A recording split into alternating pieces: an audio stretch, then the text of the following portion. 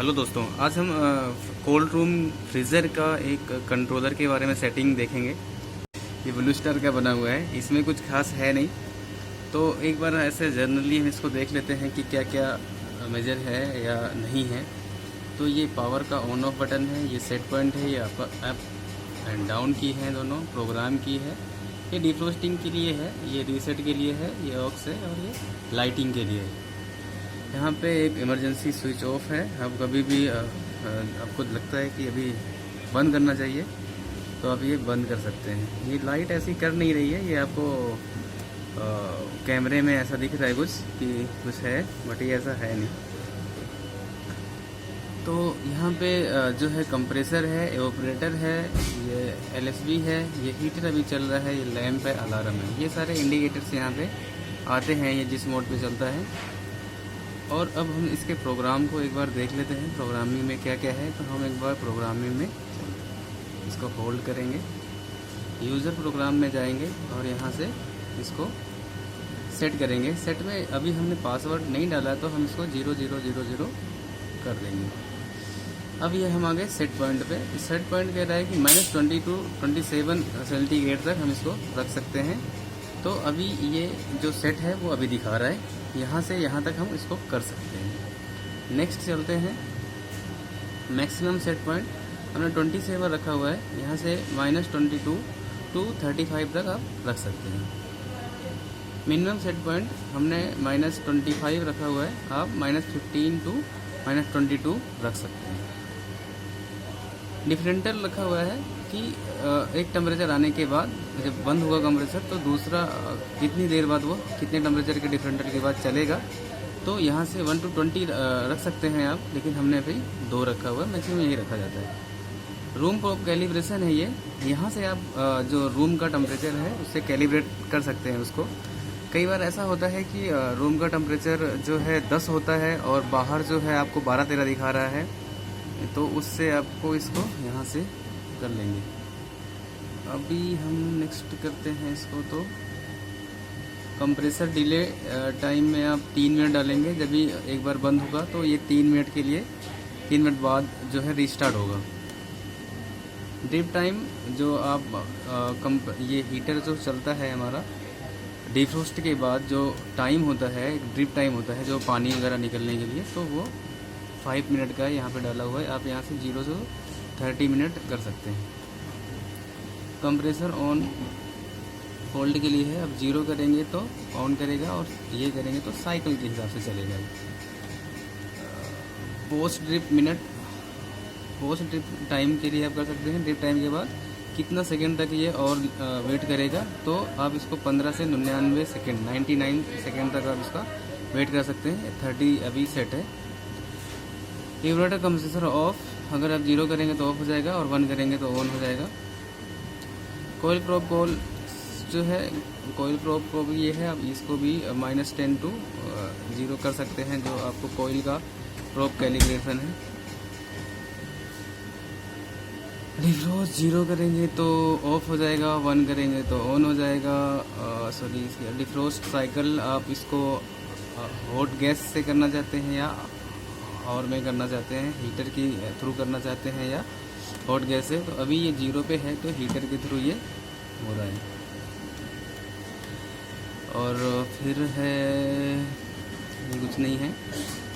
Defrost तो frequency जो है इसमें आप 1 से 6, एक साइकिल से दूसरे साइकिल के बीच में कितना गैप रखना है, कितने घंटे का गैप रखना है, वो आप यहाँ से चेंज कर सकते हैं। आप इसको कम करेंगे तो कम हो जाएगा और ज़्यादा करेंगे तो ज़्यादा हो जाएगा। हम बैक आ रहे हैं, शायद आगे चलते हैं। डिफ्रोस्ट ड्यूरेशन, आप यहाँ से टाइम जो है डिफ्रोस्ट का टाइम कम ज़्यादा कर सकते हैं। हाँ, किसी भी फंक्शन में घुसने के लिए आपको सेट दबाना पड़ेगा, मैं अभी अंदर नहीं जा रहा। आप यहाँ पर डिफ्रोस्ट ड्यूरेशन में 0 से 45 मिनट के बीच में 30 हमने डाला हुआ है। डिफ्रोस्ट स्टॉप कर सकते हैं, 15 सेंटीग्रेड आने के बाद आप कर सकते हैं इसको बंद। पावर ऑफ डिफ्रोस्ट 0 करेंगे तो नहीं, और अगर 1 करेंगे तो यस। पंप डाउन 0 करेंगे तो नो और 1 करेंगे तो यस। कीपैड लॉक 0 करेंगे तो नो और 1 करेंगे तो यस। अभी हमने 0 करा हुआ है, हमें नहीं लगना keypad lock. Factory data reset अगर आपने 0 छोड़ रखा है तो नहीं करना है, और 1 कर देंगे तो फैक्ट्री डाटा रीसेट हो जाएगा। और बस यही था इसके अंदर का जो प्रोग्रामिंग। आगे नेक्स्ट प्रोग्रामिंग जो है वो कुछ और है, वो हम दोबारा खोलते हैं उसको अलग से। प्रोग्राम में जाना है हमें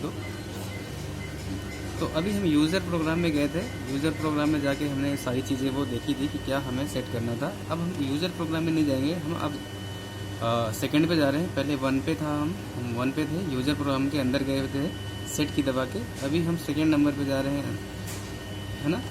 तो हम यहाँ टाइम सेटिंग में जाएंगे। टाइम सेटिंग में जाके आप यहाँ पे टाइम को सेट कर सकते हैं। यहाँ पे आप जो टाइम चल रहा है अभी आई थिंक 9 बजे हैं, रात के 9 बजे हैं, तो ये 21 है। यहाँ से आप इसको कम ज़्यादा कर सकते हैं।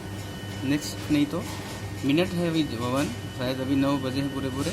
सेकंड ये है, डेट 16 है, आज 12 दिसंबर है एंड 2020 ईयर है ये। यहाँ से आप एग्जिट कर जाएंगे इससे। तो ये आप यहाँ से टाइम सेट कर सकते हैं इसके अंदर। और फिर उसके बाद अगर हम 3 नंबर पे जाएंगे तो यहाँ पे फॉल्ट लॉग, हाँ ये सबसे ज़्यादा इम्पोर्टेंट है। बहुत सारी चीज़ें होती हैं कि इसके अंदर फॉल्ट आ जाता है बहुत बार, कभी कुछ। तो हम एक बार देख लेते हैं कि इसके अंदर है क्या। ये कह रहा है press select mode, press up down. तो अगर हम इसको अप डाउन करेंगे तो ये हमें बता देगा कि कौन सी डेट को क्या। ये 15 तारीख को SPPR फॉल्ट था इसमें। और हम नीचे करते हैं, एक 8 को भी इसमें SPPR फॉल्ट था। और 3FF क्यों आया, कुछ एरर होगा शायद, आई थिंक ये 3FF नहीं होना चाहिए, कुछ मंथ होना चाहिए यहाँ पे। 30 भी है, हाँ 7 को भी ये SPPR फॉल्ट आया था। तो ये SPPR फॉल्ट जो आता है ये वोल्टेज की वजह से आता है। वोल्टेज अप डाउन होती है, अगर 190 से नीचे चली जाएगी वोल्टेज तो आपका ये SPPR फॉल्ट आ जाएगा। ये सेफ्टी के फीचर्स हैं, अगर वो वोल्टेज हाई हो जाएगी तब भी वो आ जाता है। तो ओवरऑल हम यहाँ से देख सकते हैं कि कौन सा फॉल्ट आया था और ये फ्रीजर कभी ये बंद हुआ था। 4 नंबर पे जाते हैं, इनवैलिड की है ये, यहाँ पे कुछ है नहीं।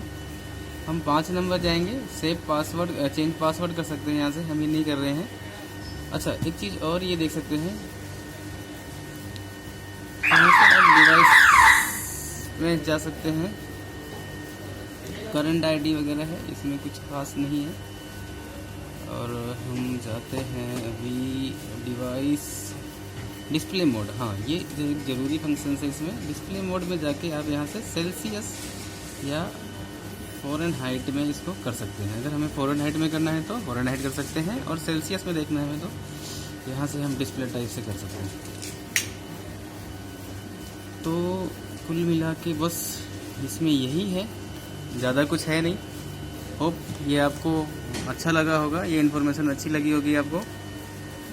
तो फिर मिलते हैं किसी और नेक्स्ट टॉपिक पे, तब तक के लिए थैंक यू।